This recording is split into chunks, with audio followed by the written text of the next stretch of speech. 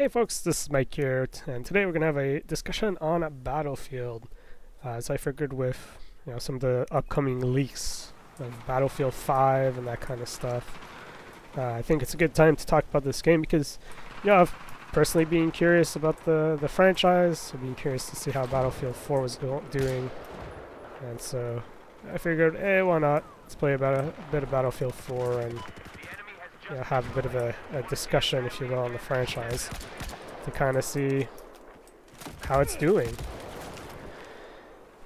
So, yeah, despite the fact that Battlefield's always been a pretty flawed franchise, I've always had a bit of a soft spot for the games. I've always enjoyed playing the Battlefield games. I think as of late they've really dropped the ball with some of the recent ones. But at the end of the day, Battlefield 2, still my all-time favorite multiplayer game. And I don't know what can top it anytime soon. Battlegrounds, mind you, Battlegrounds is becoming a close contender now of being one of my favorite games. But anywho, we're talking about Battlefield, so yeah, I figured why not go through the franchise, talk about them chronologically. Start with 2002 and Battlefield 1942, the one that started it all. Yeah, it's an interesting game. I didn't spend a huge amount of time playing that game. I didn't really play it all that much at home, but I did play it a lot in school with, friends, classmates, that kind of stuff. And that game made me realize they had something kind of special going on. For the simple fact that, we had a whole whack of people who were not really into games. We didn't play games very much. And yet, we could have a class full of people playing this game and having fun. And why were they having fun? Well, it's kind of because this game was somewhat accessible in many ways.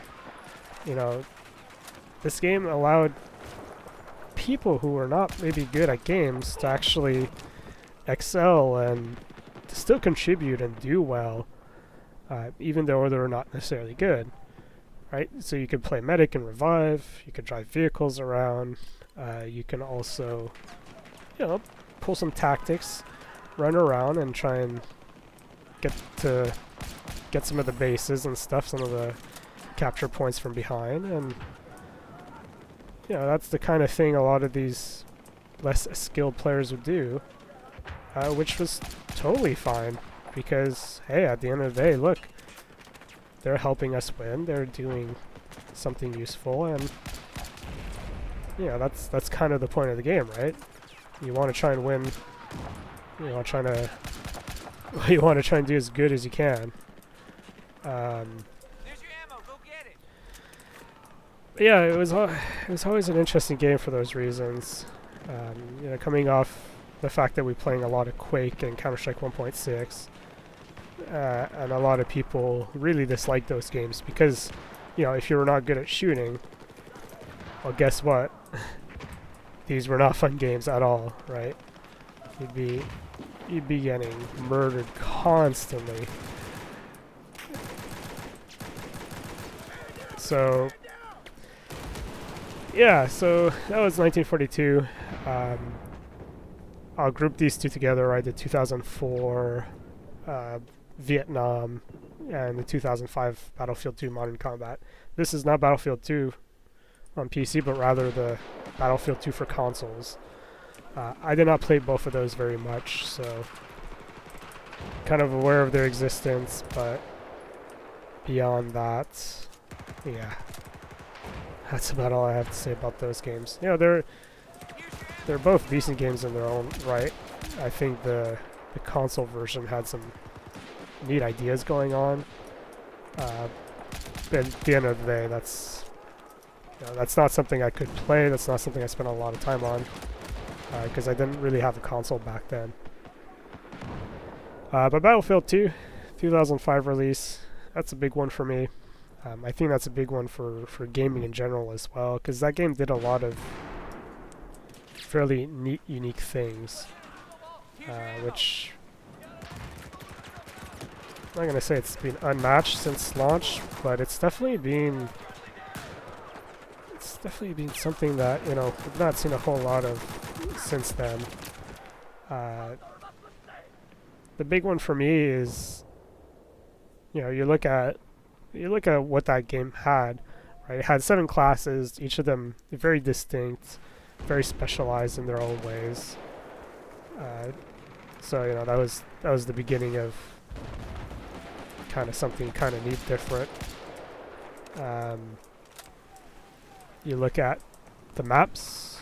They had a dozen maps. They're all very diverse. They're all very different.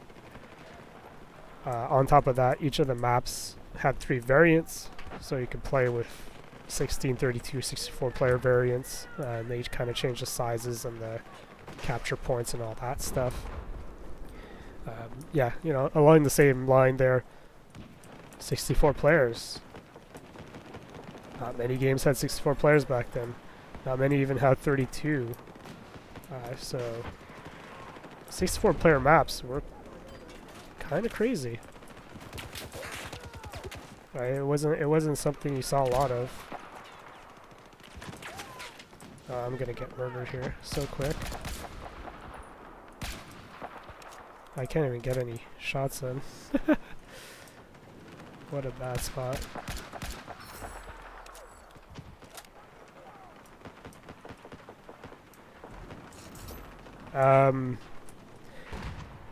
But yeah, continuing down the line of stuff here.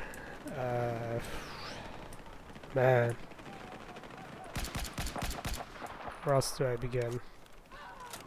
Stats and ranks, actually, was a pretty big one too. I remember that.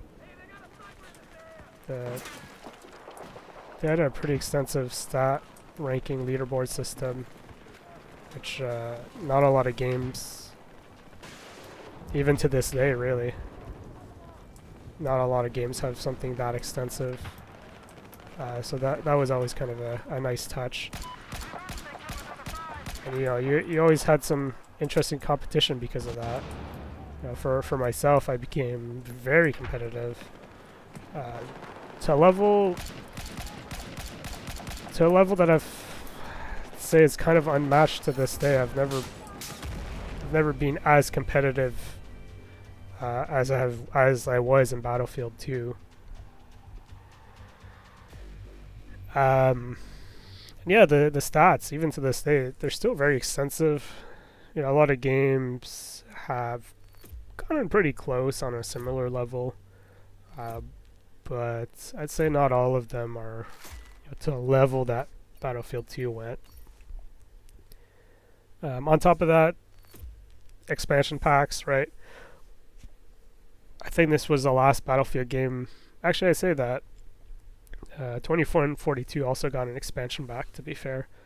But yeah, one of the last 2 games to actually get proper expansion packs.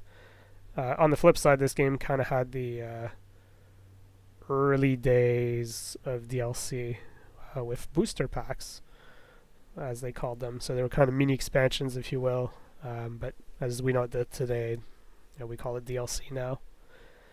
But yeah, this game got 4 years of support. Last patch in 2009, they made those booster packs free. So, you know, over the years, they fixed a lot of things. This game was massively flawed, had a lot of bugs, a lot of issues. And they've addressed quite a few of them. Some of them are still present, unfortunately. But, you know, the community for this game went on for a very, very long time. The community for this game was so strong that, you know, there are even projects recently that still hosted their own master servers and stuff with EA's permission, of course. And so you could still play this game to this day if you wanted to, which is really, really cool. But yeah, on my end, this game was also really important for a couple of reasons. This game was a lot of firsts for myself, if you will. This is still the first game that I've put 1,000 hours into, and it's still unmatched. CSGO got close. I think it's high 700, low 800 hours. But CSGO, I've stopped playing that. So, you know, I don't know, honestly don't know how many games will ever get up to that many hours. Because, man, 1,000 hours is a lot. And CSGO kind of got close because I'd play it every day for a very, very long time. But yeah, competitive stuff, right? This game was the first game I actually got kind of serious, kind of competitive, because leaderboards kind of became important for me. The fact that I could see I was climbing up the ranks very quickly. You know, top 100 at one point. Worldwide, I think I hit a top 50. I'm not sure if I hit top 25. I got close, but I was in the top 50 for quite a while, and I was often in the top 3 in Canada. So, you know, to me that was huge. It's huge, the fact that I could get so high up the leaderboards. Man, I've not done a lot of progression with these things, have I? Well, let's do the light machine guns.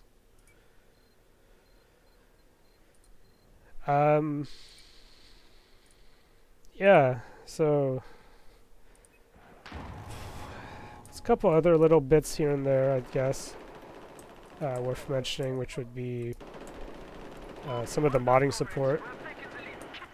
I did a lot of modding stuff, or I started doing a lot of modding stuff with Unreal Tournament 2004, and then this game ended up kind of following suit as well, because yeah, there's a lot of mods. I spent a lot of time playing mods in this game, and this was around the same time I started doing stuff for 2004, mind you, Unreal Tournament.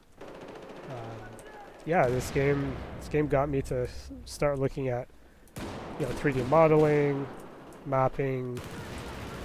I learned a lot of Photoshop stuff as well, as a way to, you know, learn how to make textures and things like that. I learned a little bit of programming too, because you kind of had to learn programming to make mods. So, you know, just a lot of stuff that even to this day I've used a lot of these things that I learned over the years, because of this game. You know, a lot of useful skills have been learned due to me really wanting to get into Battlefield stuff.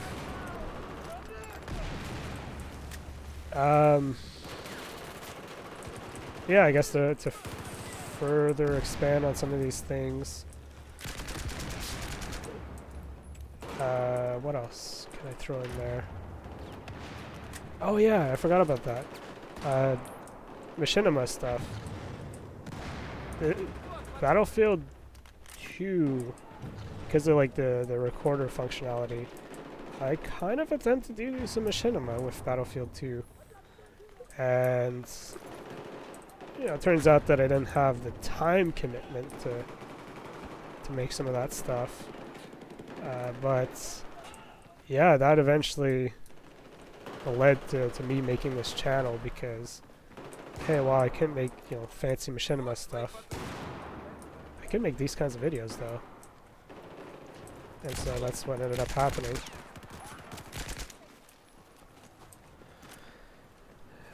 So, you know, very important game, very iconic, very important for myself.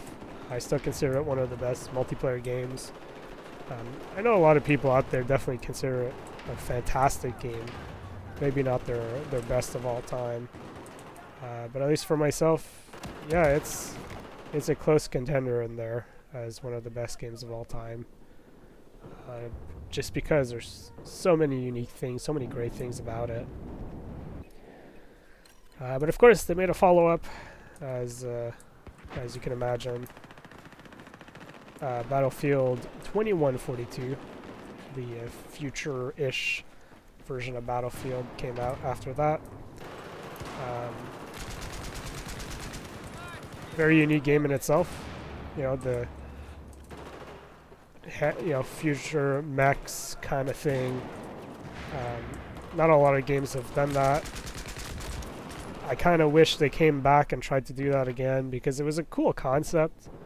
But unfortunately, a lot of the reasons that game didn't do particularly well, it lost a lot of its player base, was it was the fact that it was really buggy. Battlefield 2 was really buggy, but it had a bit of a charm to it that people were kind of okay with the bugs. But 2142, they kind of tried to do stuff that the engine couldn't really do particularly well, and so the bugginess kind of reached this new level, which was not very fun at all. So it is problematic because of that. Yeah, beyond the bugginess, I seem to remember it not having as much content for some reason. Yeah, the maps felt a little empty, a little too big. There's some tuning issues because they had gone in a pretty different direction. I think at the end of the day, it was a super cool concept, and I kind of wish they do revisit it eventually, because with vehicles and stuff like that, I know Call of Duty tried to do it. Call of Duty is a different kind of game. It didn't work out particularly well for them. But in a Battlefield game, I could definitely see this working out pretty well again. So hopefully they do try it out later on. So next on the list here, 2008 Bad Company. I didn't really have a console at the time, so couldn't play it. I heard a lot of good things about it, but as you'll see, the problems I had with that game are problems I had with Bad Company 2 as well, where yeah, we'll talk about those in a bit, I suppose. In 2009, there's Battlefield Heroes in 1943. Heroes, often touted as a Team Fortress 2 clone, one of their first free-to-play attempts.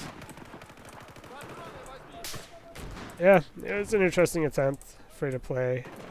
The big problem for me was that it didn't play particularly well. It was a neat game.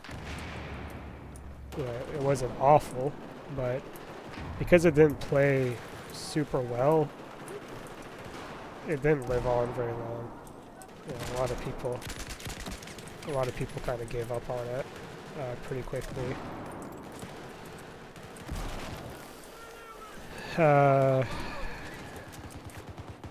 Yeah, 1943 was interesting as well. That was a game where EA kind of promised that it would come to PC eventually. It was one of the first Frostbite games as well. Had all the destruction and stuff. Like, it was really cool, really new and different. But it's kind of lame that it was on consoles, right?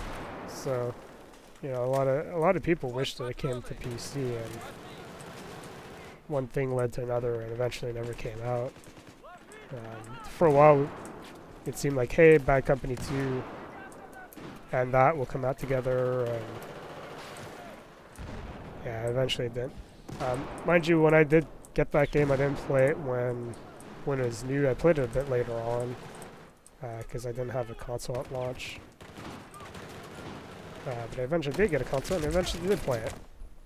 And it was okay. It was, as a neat game, it showed a lot of the potential for the upcoming Bad Company 2. Yeah, I suppose we should talk about that. 2010 game, that was a big one. That and Battlefield 2, definitely my two favorite ones, with no actual third place in there. It's those two and that's it, at least for me personally. Bad Company 2 is really cool, because I put a lot of time on it on both PC and console. I played both releases quite a bit. Interesting game because it worked out really well on console, surprisingly well. As much as I didn't like shooters on consoles, that one worked pretty good. And yeah, destruction was cool. Being able to take down buildings and walls and stuff. You could camp, but you couldn't camp as heavily as you would have in like Battlefield 2. So it changed a lot of like the strategy A lot of the strategy aspects of that game changed because of that, right? The idea that no walls are necessarily safe. The idea as well that, hey, you can, well, we'll talk about the rush mode first, right? The idea that it wasn't conquest anymore, it was rush. So entirely different mode than what we're used to. But it's a good mode because it was a unique mode that nobody else really did back then.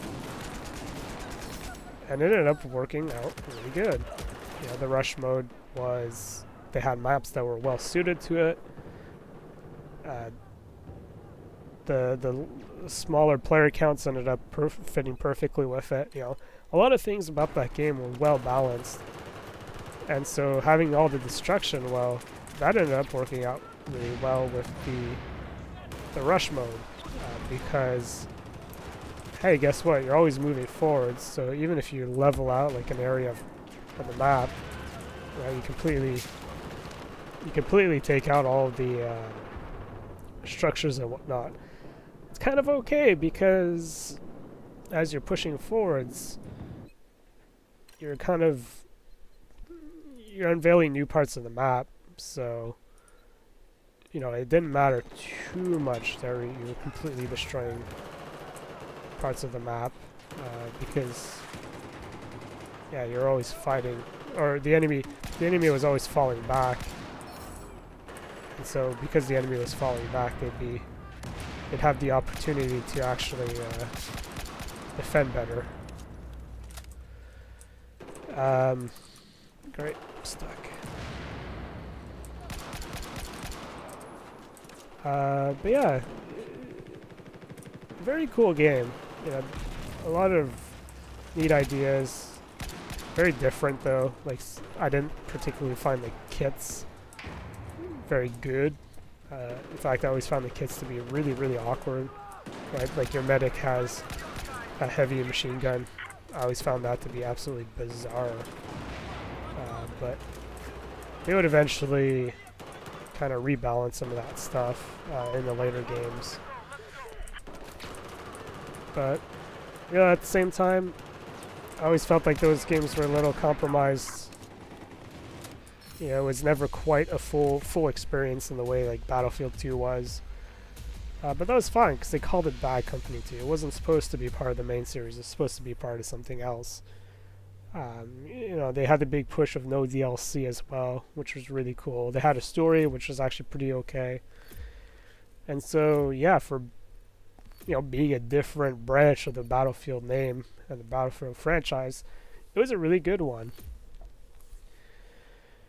So yeah, following that, we had 2010 release of Battlefield Online, 2011 release of Play for Free. Online was a kind of a Korean client. I played a little bit of that. It made me think a lot of like something like Crossfire, you know, one of those free-to-play games. They took Battlefield 2 and yeah, added some weird overlays and graphics and stuff here and there. It was interesting, but it wasn't particularly great. Play for Free did modify a bit more Battlefield 2 with some other stuff. But yeah, both of those games were acceptable but not great. So again, free-to-play games, right? They've never been particularly good. The way EA did it back then was kind of bad. I mean, Heroes at least was a new thing, but both of these were just a rehash of Battlefield 2, you know, 5 years later kind of deal. So if you wanted to play Battlefield 2, you should just go and play Battlefield 2. That was kind of the argument. But of course, 2011, Battlefield 3 came out. Yeah, it was mostly well received, but as someone who enjoyed, you know, Battlefield 2, and I've known people who kind of got in the series because of Bad Company 2, from both of those perspectives, this was a compromised game. Right, if you came from Bad Company 2, the single player story was kind of bad, kind of boring. If you've been around since Battlefield 2, why the hell do you need a story and campaign? They suck, right? You're buying this game for multiplayer, and so, you know, regardless of which branch you're coming from. In both cases, that was a really bad thing. Another big thing was like everything was blue in this game. They ran a blue color grading. Everything looked terrible. A lot of oversaturation with sun glare and stuff. It was not a nice look.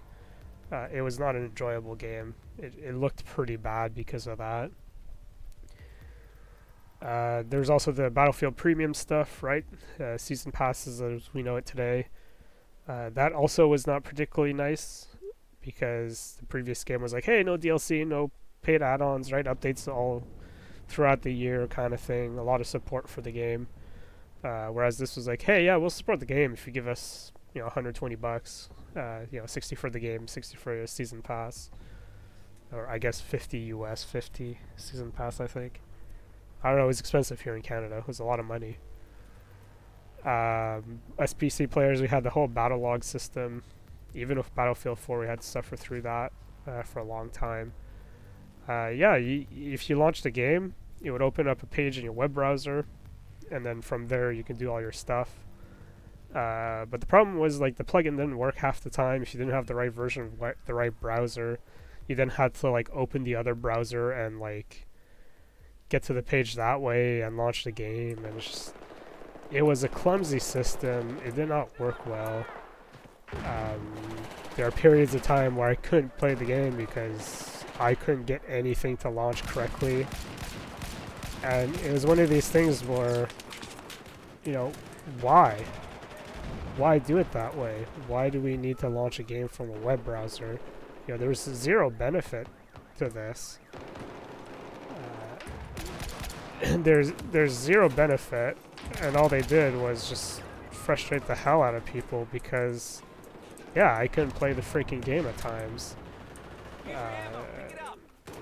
It didn't make sense. And it also meant that, if you quit a server or something, wanted to join another server, it took longer because then you had to wait for the game to unload. Then you had to wait for the game to reload, and we never got a good explanation, a good reason as to why they put all that crap in the first place. So it was always like a massively weird and annoying system to have. Oh, great. I can't fall from that high. Okay.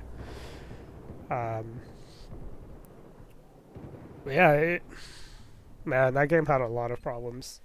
But the saving grace, though, was they had rebalanced all the kits, so they made a lot more sense than they did in Bad Company. You had kits that actually guns and certain perks abilities that worked together and made sense.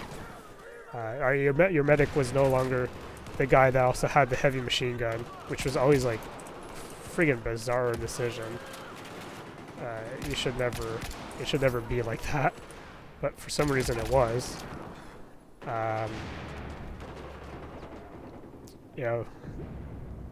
Controls were better as well. That was a problem with Bad Company 2. Some of the controls felt really weird, especially for like helicopters.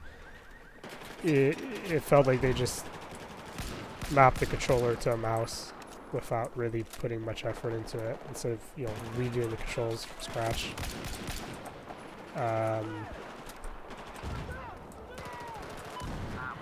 I guess the other saving grace was also the Return to Karkan expansion pack. That was a pretty good one. Having all the original map, or the good original Battlefield 4 or Battlefield 2 maps rather.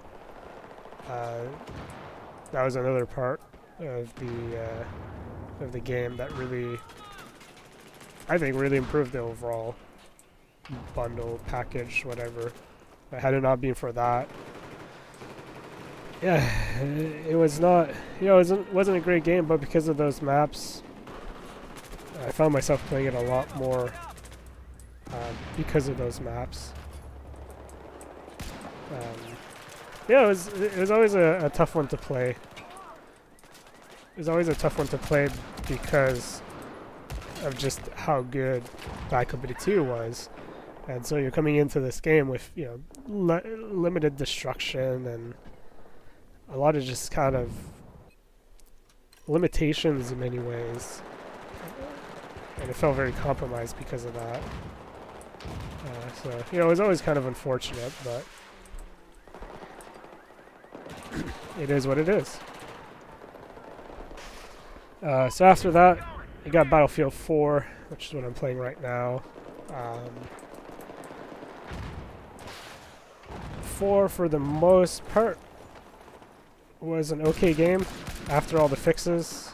The netcode issues were huge, and it took them a long time to address a lot of those problems. You know, the idea of getting killed around corners and stuff. Like, I could round a corner and be in cover for, I don't know, good second or two at times, and you wind up getting killed because some reason, I don't know. But yeah, some of the stuff in the old game, like the fact that you got killed so often while behind cover was really, really off-putting. It was a huge disappointment at launch. They put a lot of effort into it. They've done a lot of things to improve it. I still don't think it's perfect, but it's playable now, which is really important. You know, it's very playable. But yeah, that ended up doing some really cool stuff. Like, there's a certain YouTube channel, Battle Nonsense, that spawned out of this, right? Some guy called Chris is doing that, and yeah, he makes some really good videos. And it all started because he was kind of going over a lot of the more technical stuff, kind of breaking it down to try and get some people to better understand, you know, some of the changes, tweaks, and updates that were happening to this game. And well, now he's just doing all sorts of other stuff. But you know, you could thank Battlefield 4 for being so bad, I suppose, at launch. For him to start doing this content, which really good content, mind you.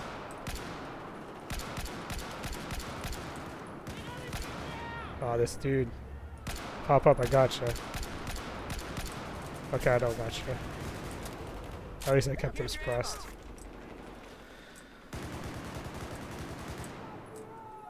But yeah, beyond that, anything else to really talk about with Battlefield 4?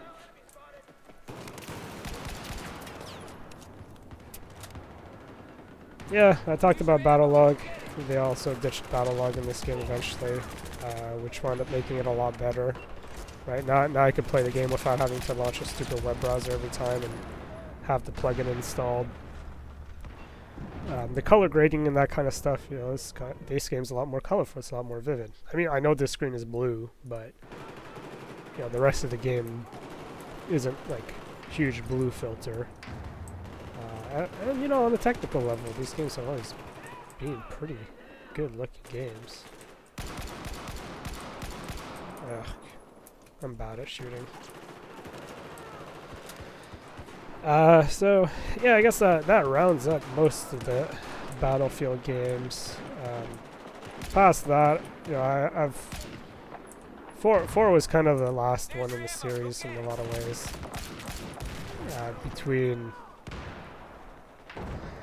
Between the changes and all the way Battlefield 4 launched, it wasn't great. 2015 was Hardline, which they tried to go far into that story idea, and it just wasn't good. I played the multiplayer, and just none of it felt great. The maps are pretty bad as well. You know, that's something Battlefield 2 did really well, which is maps. You know, even if the game isn't particularly great, the maps are good. That's an important thing. And yeah, that game didn't have particularly good maps at all.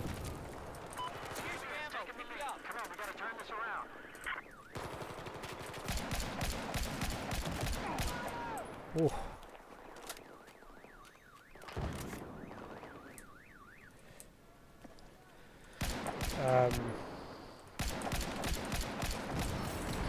yeah, and I guess Battlefield 1. That came out, what, 2016? Yeah, 2016 now. It's been a while. Battlefield 1 wasn't particularly perfect either. That game had its own set of issues. And, you know, that's the thing, right? Like, some people might blame the bugginess as, you know, part of the reason why. Part of the reason why they don't like some of these games at times. And, well, I agree, the bugginess is problematic. It usually isn't the only issue, right? It usually isn't the cause of why some people don't play these games or don't like them. It certainly doesn't help that you have bugs and stuff, but, you know, Battlefield 2 was a massively flawed and buggy game. Here we are playing Battlefield 4, and I know it's got more people than Hardline. I'm not sure about Battlefield 1 though, but, you know, it's got a higher player count than a game that followed it, which doesn't happen very often, but it just goes to show, you know, having the right maps, the right modes, having the right balance of everything working well with each other is really, really important.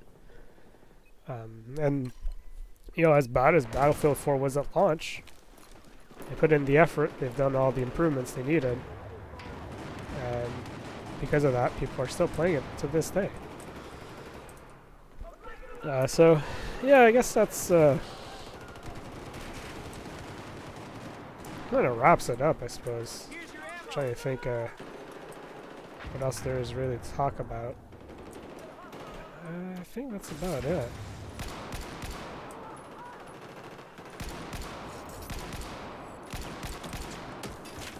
Yeah, you can't hit me.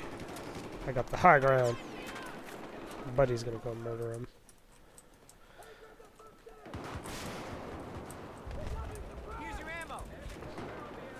Yeah, that's it. You know, like I've said before, it's been an interesting franchise. I've really liked what they've been doing over the years. Unfortunately, with some of the newer games, it feels like they've kind of lost touch to a certain extent. You know, they don't seem to be spending as much time making sure the maps are really good, the gameplay feels real good. They're spending a lot of time making campaigns and that kind of stuff, and,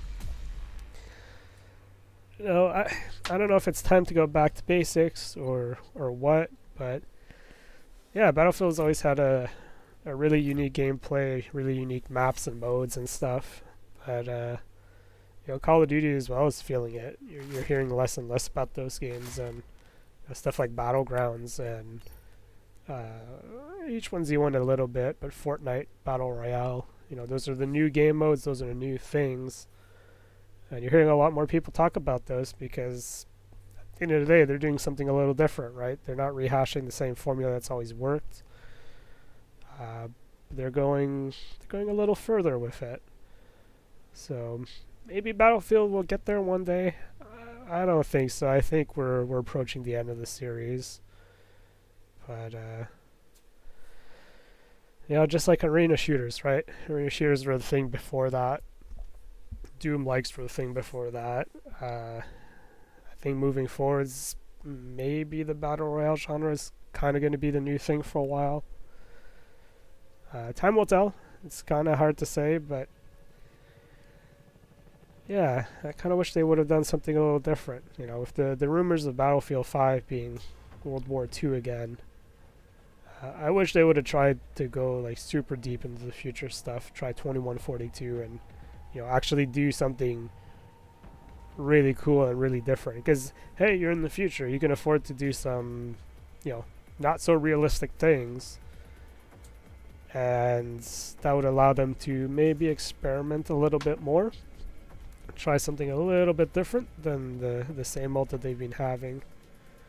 But at the same time, like I said, you know, just look at Battlefield 2 and Bad Company 2, just the way everything was built and tuned around each other. You know, the Bad Company 2 rush mode worked really, really well in that game. And Battlefield 2, well, They're pretty simple maps, but those simple maps ended up working really well. You know, didn't have a billion of updates, upgrades, and different loadouts and that kind of stuff.